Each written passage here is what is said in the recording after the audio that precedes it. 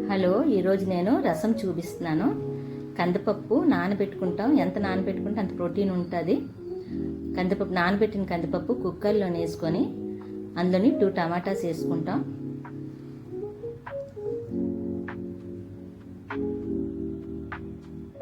Lid close చేసి 5 to 6 whistles వస్తాయి. వచ్చిన తర్వాత బాగా మెత్తగా స్మాష్ చేసుకుంటాం.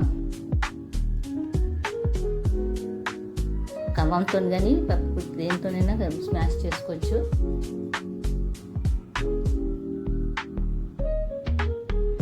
స్మాష్ చేసిన పప్పులోని టమాటా చింతపండు గుజ్జు వేసుకుంటాం.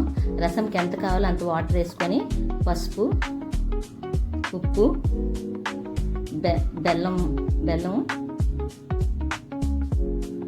బెల్లం కంపల్సరీ వేసుకోవాలి, దాని టేస్ట్ పెరుగుతుంది. కరివేపత్తా, కొత్తిమీర వేసుకుంటాం. అది మరుగుతుంది. ఒక మరుగు వచ్చిన వరకు అందులో మనం మసాలా రెడీ చేసుకుంటాం. మిరియాలు, వెల్లుల్లిపాయ, జీలకర్ర, ఆవాలు అన్నీ మిక్సీ అయినా చేసుకుంటే దంచుకుంటాం. మెత్తగా అవ్వకూడదు, కొంచెం గరుగ్గా ఉండాలి. మిక్సీ ఆరుకున్న పేస్ట్ వచ్చామా మనం ఒక మరుగు వచ్చిన తర్వాత అప్పుడు వేసుకోవాలి. ఏది మనం మిక్సీ చేసుకున్నాం అది ఆ పేస్ట్ ఒక మరుగు వచ్చిన తర్వాత వేసుకున్నాక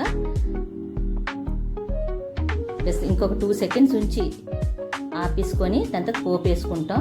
పోపులోని నూనె, ఇంగువ,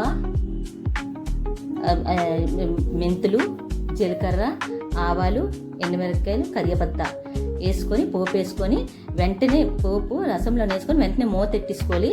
ఎందుకంటే ఆ రసం తలక ఇది పోకూడదు స్మెల్. ఇది వేడి అన్నంలోని వేసుకొని తింటే వర్షాకాలం కదా, రాబోయే రోజులు వింటర్ సీజన్ కదా, చాలా బాగా పనిచేస్తుంది. ఒకవేళ నచ్చినట్టుగా అయితే please like, share and subscribe.